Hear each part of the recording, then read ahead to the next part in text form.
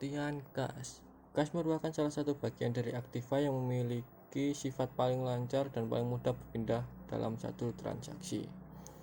Kas memiliki sifat kontinu dan tidak kontinu. Kebutuhan kas yang kontinu seperti untuk pembelian bahan baku dan bahan pembantu, membayar upah dan gaji dan sebagainya. Sedangkan kebutuhan kas yang tidak kontinu seperti pembelian aktiva tetap, pembayaran anjuran utang, pembayaran dividen dan sebagainya. Persediaan kas minimal.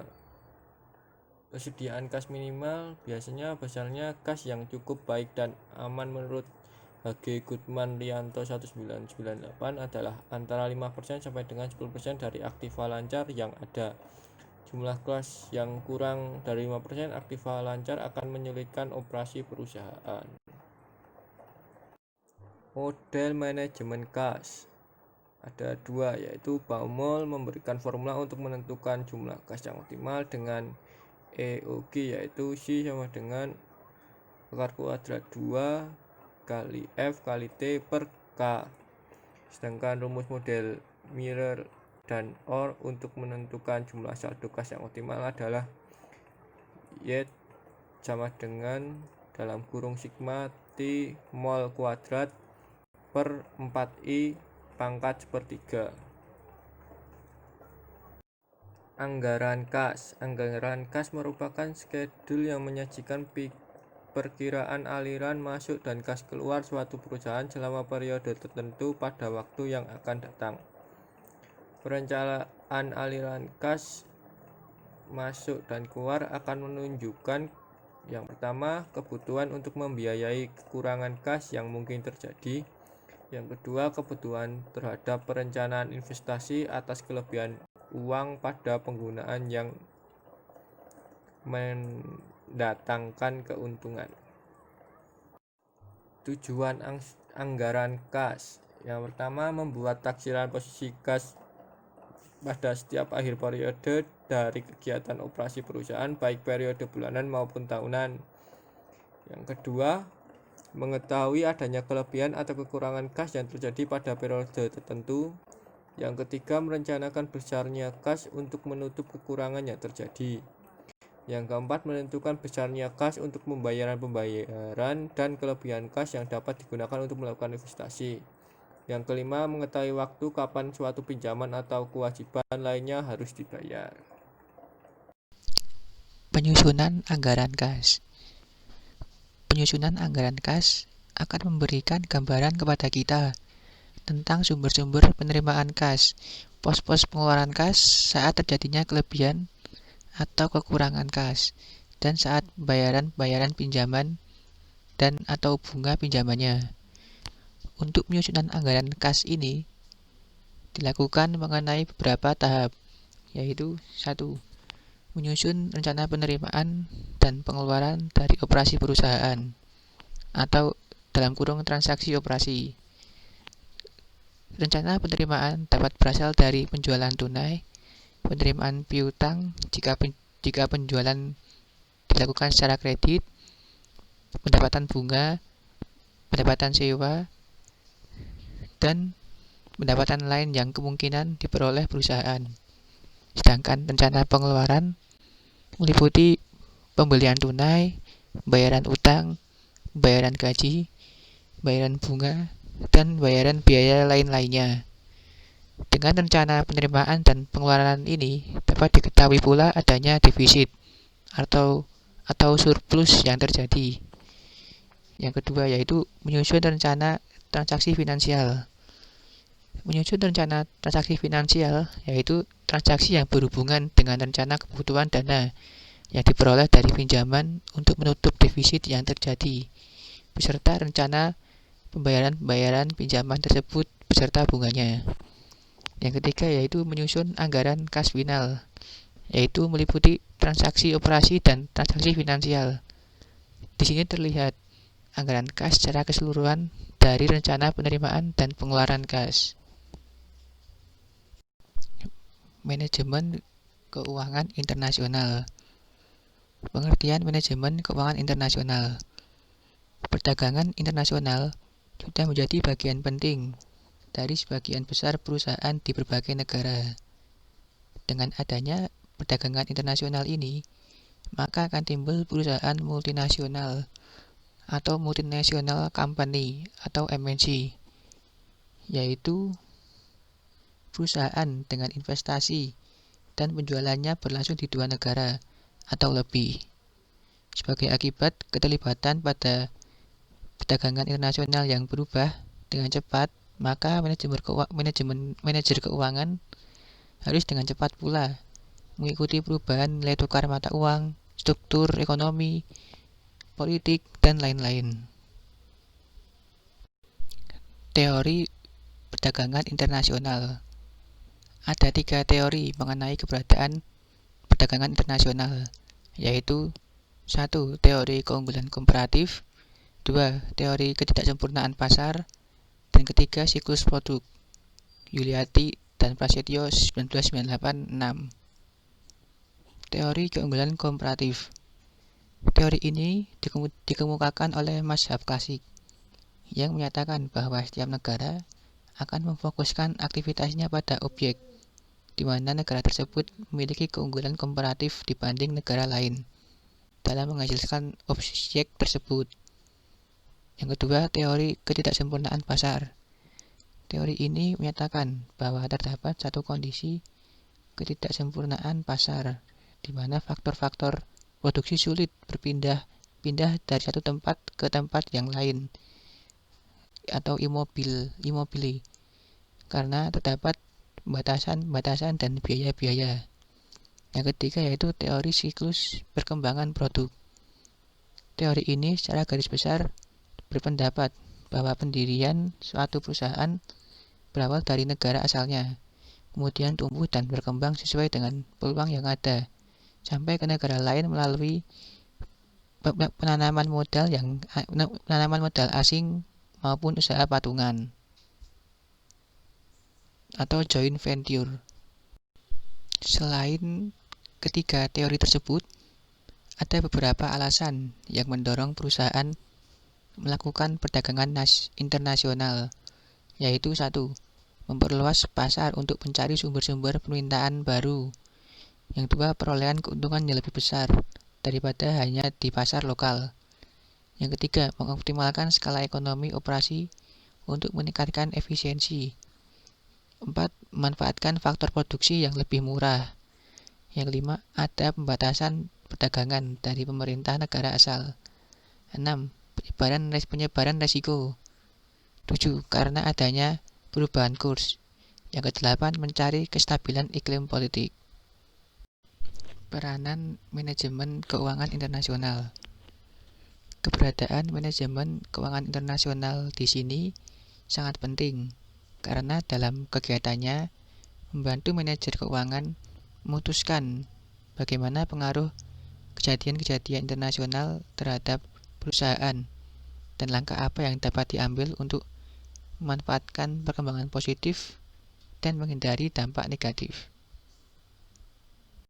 Lalu yang selanjutnya ada manajemen keuangan internasional dan domestik. Manajemen keuangan internasional secara teoritis memang sama dengan manajemen keuangan perusahaan domestik. Namun keuangan internasional ini lebih kompleks daripada yang domestik, terutama dalam kekompleksannya dan memiliki kekhasannya masing-masing. Dan untuk lanjutannya yang berbeda, yang pertama yaitu ada mata uang yang berbeda. Maksudnya, aliran kas dari anak perusahaan di berbagai negara terdiri dari beberapa mata uang yang berbeda. Dengan demikian, analisis nilai tukar atau exchange rates-nya dan pengaruh perubahan nilai mata uang harus diperhatikan dalam analisis keuangan. Yang kedua, yaitu perbedaan negara. Yang di sini yang dimaksud yaitu mengenai ramifikasi legal dan ekonomi. Setiap negara di mana perusahaan beroperasi mempunyai institusi ekonomi dan politik yang unik. Dan perbedaan ini yang menimbulkan masalah serius bagi holding company yang ingin mengkonsolidasikan operasi anak perusahaan di berbagai negara. Sebagai contoh, perbedaan sistem perpajakan mempunyai dampak yang besar dan penyelesaian transaksi internasional. Lalu yang selanjutnya ada perbedaan bahasa. Maksudnya kemampuan berkomunikasi merupakan faktor kritis dalam setiap transaksi bisnis yang terjadi. Lalu yang selanjutnya ada perbedaan budaya atau cultural difference. Sekalipun dalam satu daerah atau satu geografis yang tampaknya lebih homogen budayanya, tetapi setiap negara memiliki budaya yang unik dan berpengaruh terhadap sistem nilai dan peranan bisnis dalam masyarakat. Nah, di sini perusahaan harus mempertimbangkan faktor budaya ini terutama dalam penentuan tujuan, ketenaga kerjaan, dan kemampuannya memperoleh profit yang wajar. Yang selanjutnya itu perbedaan campur tangan pemerintahan terhadap perekonomian. Peranan pemerintah, hampir semua model dalam manajemen keuangan mengasumsikan adanya pasar yang kompetitif, di mana trade itu, pertukaran itu ditentukan oleh pelaku pasar. Sementara itu, pemerintah berperan dalam menciptakan aturan dasar dan partisipasi yang minim. Kondisi semacam ini mudah dijumpai di beberapa negara maju, tetapi sayangnya di banyak negara berkembang, peran pemerintah begitu besar dalam transaksi internasional. Lalu, yang terakhir ada perbedaan risiko politik. Risiko politik ini adalah kemungkinan bahwa perusahaan multinasional yang diambil alih oleh negara di mana perusahaan itu berada. Risiko ini berbeda untuk setiap negara, umumnya timbul pada saat kondisi politik suatu negara tidak stabil. Erat kaitannya dengan risiko politik ini adalah adanya kemungkinan ancaman teroris terhadap eksekutif perusahaan multinasional yang berada di luar negeri.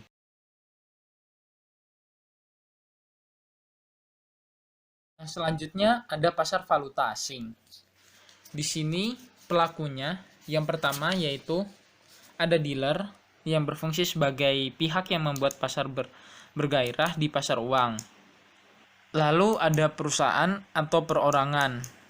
Perusahaan maupun individu yang melakukan transaksi perdagangan dan investasi memanfaatkan pasar valuta asing untuk memperlancar bisnisnya. Yang termasuknya yaitu eksportir, importir, investor internasional, dan perusahaan multinasional. Yang selanjutnya yaitu spekulan dan arbitrator. Mereka bertindak atas kehendak mereka sendiri dan mereka tidak memiliki kewajiban untuk melayani konsumen, serta tidak menjamin kelangsungan pasar yang berbeda dengan dealer. Si spekulan ini mendapat keuntungan dari perubahan atau fluktuasi harga umum. Sementara si arbitrator memperoleh keuntungan dengan memanfaatkan perbedaan harga di berbagai pasar. Selanjutnya ada bank sentral. Dalam pasar valuta asing, pada umumnya fungsi bank sentral yaitu sebagai stabilisator nilai tukar mata uang lokal. Dan yang terakhir yaitu ada pialang, yang bertindak sebagai perantara yang mempertemukan penawaran permintaan terhadap mata uang tertentu. Lalu selanjutnya ada fungsi dari pasar valuta asing yaitu yang pertama mentransfer daya beli antar negara. Yang kedua ada mendapatkan atau menyediakan kredit untuk membiayai transaksi perdagangan internasional. Yang terakhir ada wahana untuk memperkecil risiko karena perubahan kurs. Yang selanjutnya ada jenis pasar valuta asing, yaitu pasar spot, melibatkan pertukaran mata uang dalam bentuk cek yang ditarik pada rekening dengan denominasi mata uang yang berbeda. Yang kedua ada pasar forward, yaitu pasar berjangka adalah suatu pasar untuk transaksi penjualan dan pembelian dengan penyerahan di kemudian hari. Dikatakan berjangka sebagai lawan pasar spot atau pasar tunai, karena transaksi yang terjadi penyerahannya berjangka waktu. Dapat dilakukan antara bank dan klien individu atau lembaga, baik dari bank maupun non-bank. Dan jika dilihat dari masa kontrak, berdimensi waktu kelipatan 30 hari. Yang ketiga ada pasar opsi, yang mana pembayarannya pada saat jatuh tempo akan ada penyelesaian transaksi berupa penyerahan mata uang dan pembayaran. Dalam kontrak opsi memberikan hak kepada pemegangnya untuk membeli atau menjual mata uang tertentu. Yang terakhir ada pasar future yang memiliki dua jenis objek transaksi, yaitu valuta asing dan komoditi. Pasar ini juga berguna untuk membatasi risiko dan tujuan spekulatif. Kontrak future adalah perjanjian antara pembeli dan penjual bahwa sekuritas akan ditransaksikan antara kedua belah pihak yang bersangkutan. Yang selanjutnya ada jenis transaksi di pasar valuta asing. Yang pertama yaitu transaksi spot yang dilakukan berdasarkan nilai tukar saat terjadi. Dapat diselesaikan saat itu juga, namun untuk antar bank umumnya diselesaikan dalam 2 hari kerja. Yang selanjutnya ada transaksi forward, yang dilakukan dengan menentukan kapan pembayaran dan penyerahan valuta asing dilakukan. Rentang waktu harus diselesaikan pada umumnya 1, 2, 3, 6, atau 12 bulan. Dan yang terakhir ada transaksi swap, yaitu pembelian dan penjualan mata uang asing secara bersamaan. Transaksi ini banyak terjadi di pasar antar bank. Lalu pada umumnya transaksi swap ini juga dilakukan dengan membeli valuta asing di pasar spot, kemudian menjualnya di pasar forward, atau bisa disebut spot against forward type. Sedangkan penjualannya maupun pembelian dilakukan pada bank yang sama. Selanjutnya ada sistem nilai tukar. Yang pertama ada kuotasi langsung dan tidak langsung. Kuotasi dapat dinyatakan secara langsung dan tidak langsung. Yang langsung menunjukkan harga mata uang domestik per unit mata uang asing. Sebagai contoh, di Indonesia, nilai tukar rupiah terhadap US dollar secara langsung dinyatakan dengan rupiah per US dollar. Sedangkan dengan metode kuotasi tidak langsung dinyatakan dengan US dollar per rupiah. Yang kedua, cara Eropa dan Amerika. Kebanyakan kuotasi antar bank di seluruh dunia dengan cara Eropa, yaitu harga mata uang asing per US dollar. Jadi, misalnya hubungan antara DM dan US dollar adalah DM 1,83 per US dollar. Cara Eropa diterima sebagai cara paling populer untuk menyatakan nilai tukar valuta asing. Sedangkan cara Amerika adalah kebalikan dari cara Eropa itu sendiri. Lalu, kuotasi beli dan jual. Kuotasi beli atau bid quotation menunjukkan kesediaan untuk membeli mata uang lain. Sementara kuotasi jual atau offer atau ask quotation menunjukkan kesediaan untuk menjual mata uang lain.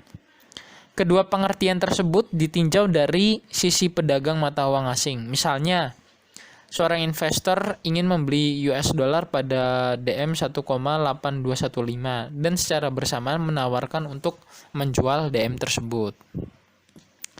Lalu yang selanjutnya ada kurs hilang. Dengan kurs ini, mata uang dapat dihitung apabila terdapat mata uang ketiga yang aktif diperdagangkan. Sebagai contoh, dolar Australia tidak aktif diperdagangkan dengan US dollar atau dolar Amerika, di mana misalnya US dollar sama dengan 1,3806 dolar Australia dan dolar Amerika sama dengan 6,4680 DKR. Maka nilai tukar dolar Australia terhadap DKR perlu dilakukan dengan kurs hilang dahulu, yaitu dolar Australia per DKR sama dengan dolar Australia per dolar Amerika per DKR per dolar Amerika sama dengan 1,3806 per 680. Jadi dolar Australia 0,2135 per DKR. Lalu yang terakhir ada hedging, yaitu suatu strategi yang dilakukan untuk membatasi kemungkinan kerugian karena risiko perubahan nilai tukar mata uang. Kontrak hedging valuta asing bisa dilakukan di pasar forward, future, pasar uang, dan pasar opsi. Selain itu, upaya hedging juga dapat ditempuh dengan mengadakan keputusan swap. Sebagai contoh, misal pada tanggal 27 Januari 2011 perusahaan Amerika membeli mobil dari Prancis senilai 10 juta French franc. Pembayaran seharusnya dilakukan dalam 30 hari, sehingga perusahaan Prancis memberikan kredit kepada perusahaan Amerika yang harus dibayar pada tanggal 26 Februari 2011. Meskipun French franc melemah akhir-akhir ini, tetapi perusahaan Amerika memperkirakan bahwa dolar justru akan melemah lebih besar karena defisit atau apresiasi secara cepat. Maka diperlukan dolar lebih banyak lagi untuk membeli 10 juta French franc, sehingga berakibat perusahaan Amerika akan mengalami kerugian. Begitupun jika kejadian itu sebaliknya. Selanjutnya ada sistem nilai tukar. Yang pertama ada kuotasi langsung dan tidak langsung. Kuotasi dapat dinyatakan secara langsung dan tidak langsung. Yang langsung menunjukkan harga mata uang domestik per unit mata uang asing. Sebagai contoh, di Indonesia, nilai tukar rupiah terhadap US dollar secara langsung dinyatakan dengan rupiah per US dollar. Sedangkan dengan metode kuotasi tidak langsung dinyatakan dengan US dollar per rupiah. Yang kedua, cara Eropa dan Amerika. Kebanyakan kuotasi antar bank di seluruh dunia dengan cara Eropa, yaitu harga mata uang asing per US dollar. Jadi, misalnya hubungan antara DM dan US dollar adalah DM 1,83 per US dollar. Cara Eropa diterima sebagai cara paling populer untuk menyatakan nilai tukar valuta asing. Sedangkan cara Amerika adalah kebalikan dari cara Eropa itu sendiri. Lalu, kuotasi beli dan jual. Kuotasi beli atau bid quotation menunjukkan kesediaan untuk membeli mata uang lain. Sementara kuotasi jual atau offer atau ask quotation menunjukkan kesediaan untuk menjual mata uang lain. Kedua pengertian tersebut ditinjau dari sisi pedagang mata uang asing. Misalnya, seorang investor ingin membeli US dollar pada DM 1,8215 dan secara bersamaan menawarkan untuk menjual DM tersebut. Lalu yang selanjutnya ada kurs hilang. Dengan kurs ini, mata uang dapat dihitung apabila terdapat mata uang ketiga yang aktif diperdagangkan. Sebagai contoh, dolar Australia tidak aktif diperdagangkan dengan US dollar atau dolar Amerika, di mana misalnya US dollar sama dengan 1,3806 dolar Australia dan dolar Amerika sama dengan 6,4680 DKR. Maka nilai tukar dolar Australia terhadap DKR perlu dilakukan dengan kurs hilang dahulu, yaitu dolar Australia per DKR sama dengan dolar Australia per dolar Amerika per DKR per dolar Amerika sama dengan 1,3806 per 680. Jadi dolar Australia 0,2135 per DKR. Lalu yang terakhir ada hedging, yaitu suatu strategi yang dilakukan untuk membatasi kemungkinan kerugian karena risiko perubahan nilai tukar mata uang. Kontrak hedging valuta asing bisa dilakukan di pasar forward, future, pasar uang, dan pasar opsi. Selain itu, upaya hedging juga dapat ditempuh dengan mengadakan keputusan swap. Sebagai contoh, misal pada tanggal 27 Januari 2011 perusahaan Amerika membeli mobil dari Prancis senilai 10 juta French franc. Pembayaran seharusnya dilakukan dalam 30 hari, sehingga perusahaan Prancis memberikan kredit kepada perusahaan Amerika yang harus dibayar pada tanggal 26 Februari 2011.